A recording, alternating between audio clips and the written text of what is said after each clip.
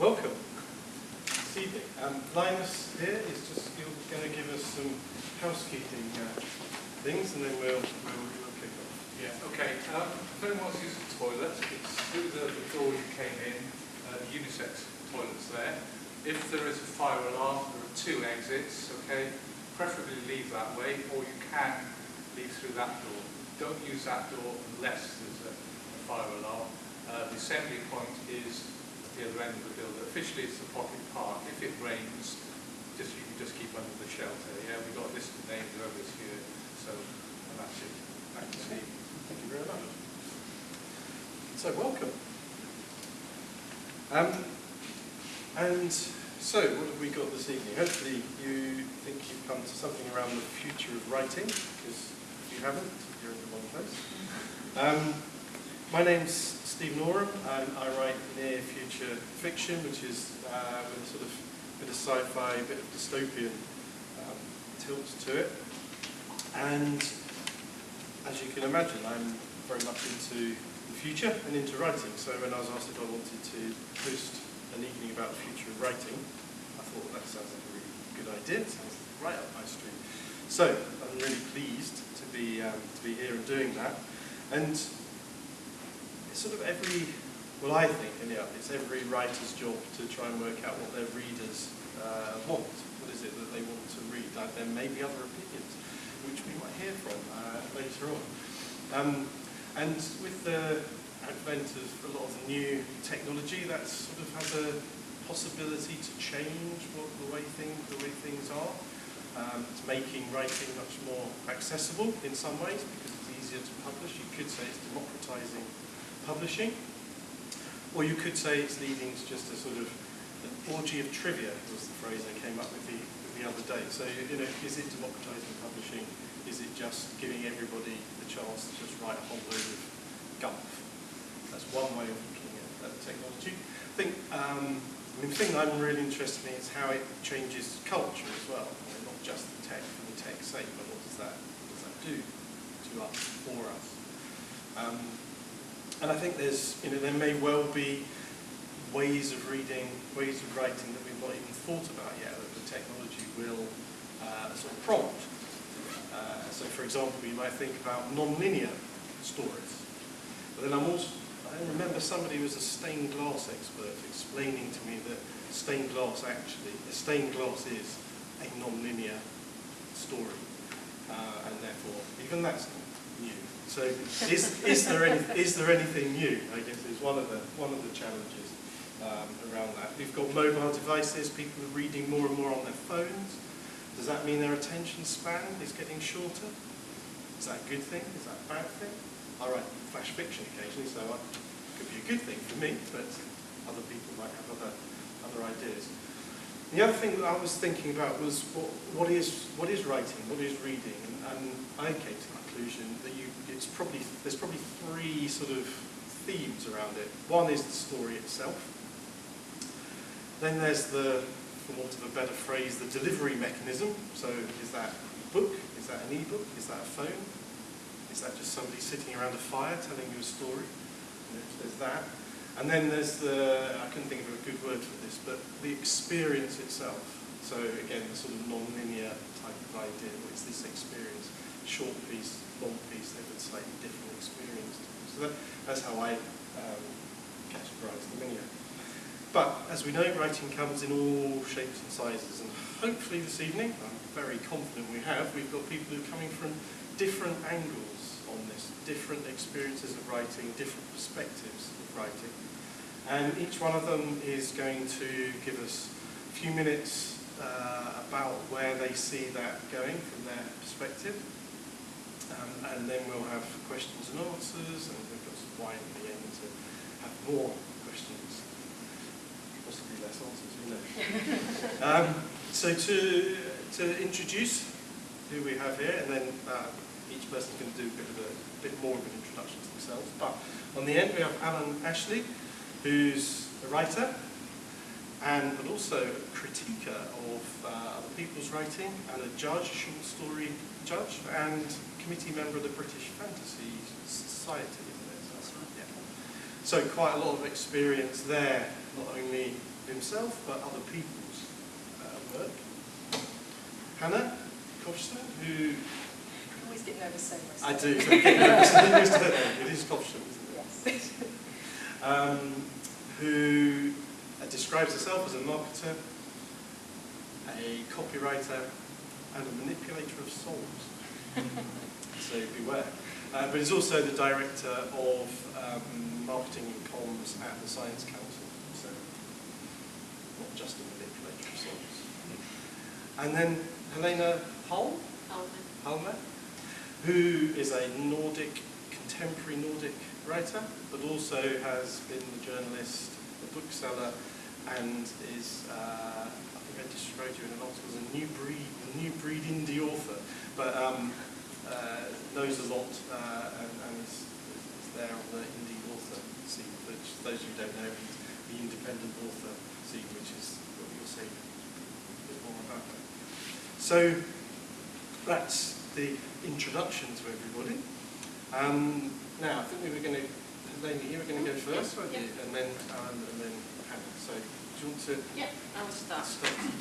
So, I write contemporary fiction, which they are it's Nordic fiction, but it's really set in Finland because I am from Finland. I came over here to Britain. I should just say that I write romance, but it's a literary romance. But I've also written a spy thriller, so I have quite a wide sort of interest in the kind of books that I write. I keep forgetting I've written 5. On my 6th. That's true. Yes. And I'm also I came to Britain about 30 years ago, and I worked for the BBC as a translator and a journalist. And I've also, as Stephen said, I've been a bookseller, and my latest sort of title is a Nordic ambassador for the Alliance of Independent Authors. So I'm an indie author, and I self-publish my books, but that doesn't mean that I do it on my own. I have a team. I couldn't possibly do it on my own. I need an editor, I need a cover designer. Professionalism is really what we in the Independent Alliance of Authors encourage, and that's what I try to do at least. So I wanted tonight to talk to you a little bit about the e-book, because as an indie author, e-book is really my bread and butter. That's why I make my money, because of the production costs and because of the way indie books are published. It's easier to get readership through the e-books. So I wanted to talk to you a little bit about the e-book and the decline of the e-book, which is what has been branded about lately, that e-books are declining in sales, and traditionally published hardbacks and paperbacks, and they are actually increasing in sales. Well, as a former bookseller, I think this development would be wonderful. I mean, I love books. They may be shooting myself in the foot, but I think that this is a really good development. But however, these figures are very hard to verify across the board, because the decline in e-books is true for the trade publishers. But Amazon, which actually has 72% of the e-book market, is reporting increased sales both in numbers and in dollars every month. So there's a lot of smoke and mirrors, as you can imagine, in the publishing industry, where people like to talk and write a lot. Data in the publishing business is very hard to come by. Without widespread sharing of data by retailers, publishers, agents and authors, we are all left like the blind to describe different parts of the same but seemingly disjointed elephant. 2 years ago, a group or a site called Author Earnings released its first report on a new part of this elephant, e-book sales at Amazon.com. And in May this year, Author Earnings reported that the market share of indie published books had grown from 15% to 25%, whereas the trade publishers' share had declined in the same period from 54 to 42%. So it's probably true that the trade publishers are selling less e-books than they were before, but it's also true that indie authors are selling more e-books. I can only see that this trend is continuing, I hope so anyway, obviously, unless the trade publishers change their strategy. Now, this is quite crucial too, because The reason that the decline of e-books by trade publishers is because they have very aggressive pricing policy. So their e-books are the same price as their paperbacks and hardbacks, sometimes even more expensive. I think, whereas indie publishers sell their e-books at a lower price than the physical copies, sometimes as little as 99 pence. To me, the trade publishers' pricing doesn't make sense because I believe the consumer is losing out. Because in fact, the production of cost of e-book are significantly less than those of a paperback or a paper-based book. So it should be cheaper. So that's something that we can discuss. Another development which is very critical to my sector is the increase of mobile phones, as you said. I remember when I bought my first book out in 2012, The Englishman, a Swedish reader wrote to me and said that they'd read the book on their phone in 2 days. And I was just amazed because, I mean, I had a phone, but I couldn't imagine reading anything on it. Whereas now most people read at least the news, or they read articles through Facebook or Twitter feed or whatever on their mobile phones. So that has increased hugely in just in those 4 years. And in addition, mobile use is even, the use of mobile phones is even sharper in places like India and Africa, where often a mobile phone is the first device that has an internet connection for the consumer. So they go completely over the laptop or the PC. They go straight into a mobile phone. And also there's an increase in audiobook sales. So again, this is something that people can do on the move. I listen to audiobooks when I'm commuting. So I think the e-book is by no means dead. And I believe that e-books actually increase reading in general, and they will increase reading, certainly in the developing countries. They will increase reading because there it's more difficult to get an expensive paper copy to people. And so in my book, whatever anybody reads on is a good thing. If it increases reading, I'm happy. Of course, as a bookseller, I love physical books. I love the smell of them, I love the feel of them, and the moment I have my latest book as a paperback copy, that's a very, very special moment. So I'm torn. But I do believe that e-books and physical books can live in harmony together, especially as if indie authors, and I am going to be talking about indie authors and rooting for us, we make sure that the e-book is affordable so you can in fact buy both. Thank you very much. I look forward to your questions.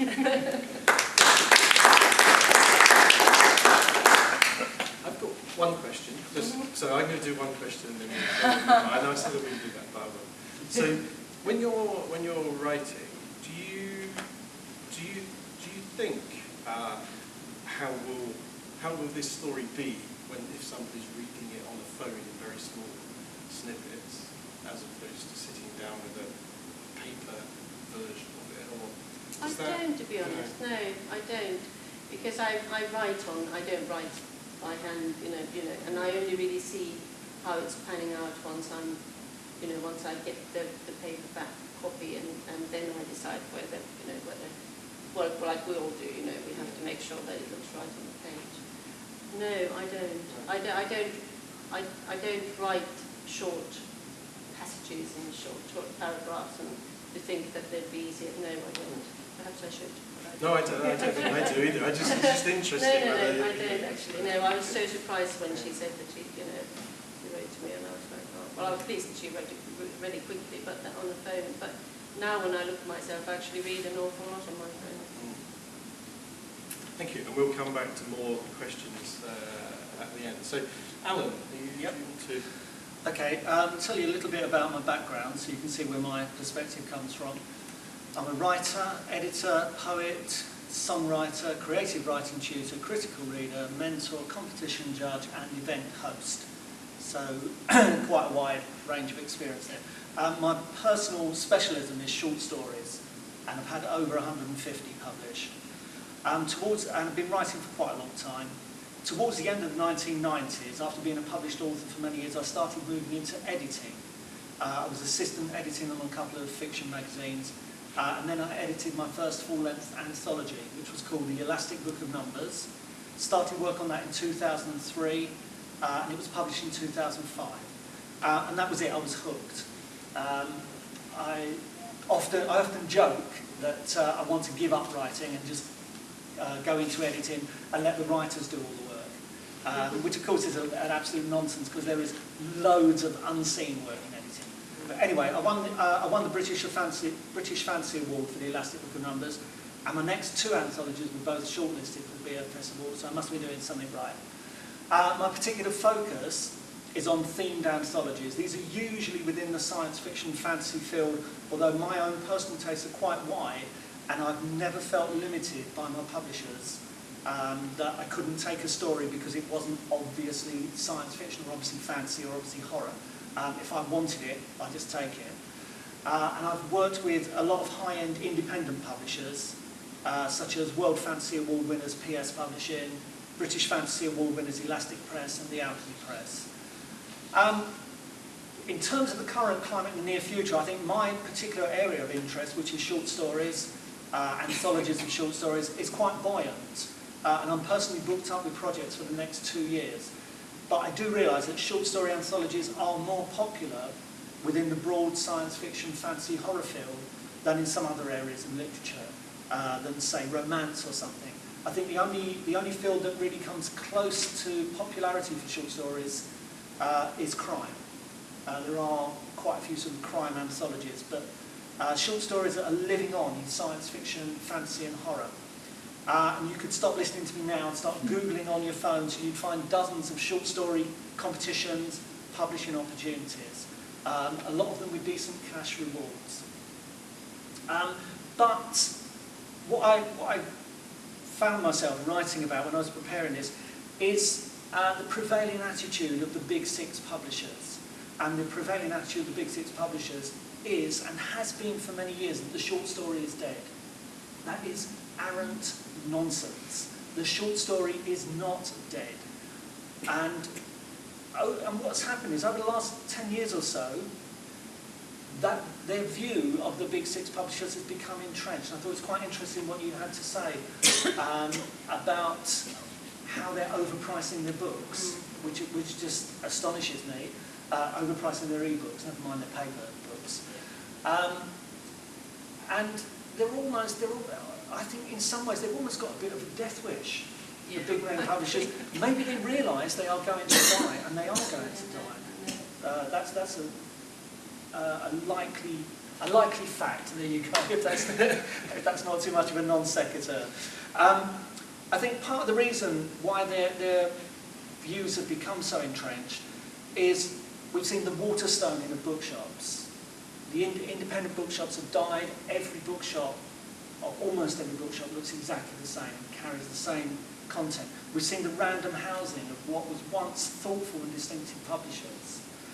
And you know, these days, more than ever, a major, big-name publisher is no different to any other corporation. They're all about what Kurt Cobain called radio-friendly unit shifters. It's all about sales. It's all about selling you things. And in some ways, it's about selling you the same thing over and over again. And they make these bold statements as short story is dead, so they won't publish books of short stories. So they don't publish books of short stories, so they don't sell. And of course they don't sell, because they won't publish them. And that's unless you're a really successful author. I mean, like, you know, up in the mega league, and then they'll let you do a little collection every so often, you know, after you've sold your latest novel to Hollywood. But that's the big name publishers. But short stories are alive and well, but you have to seek them out. You have to look for the, like I say, the high-end independent publishers, and there are lots and lots of them. And the works are available in print form, the works are available in Kindle form, e-book form, they're all on Amazon. So, in many ways, I feel, you know, that as a short story specialist, you know, we get attacked. And, you know, if I went to an agent and said, oh, I've got a book of short stories, how do I get it published? The agent would say to me, well, have 5 successful novels. And then they might look at your book of short stories. But having said that, I've done loads of short story books, and I will continue to do them, and I will continue to guest edit magazines. I also judged the British Fantasy Society Short Story Annual Competition. I took that on in 2012 to elevate it, and I believe I have done so. So while I'm alive, short stories stay alive. There we go. Brilliant. And do you think so when I was sort of talking about democratising and publishing, do you see that the technology and the sort of digital sellers as being very positive? I think overall it is. I do have mixed feelings about, I mean, you said an ocean of trivia or something. I do have mixed feelings about, almost anybody can call themselves an author without ever having been called an author by someone else. And without ever having been edited or even checked by somebody with some expertise. But, on the other hand, technology has opened up some fantastic publishing opportunities.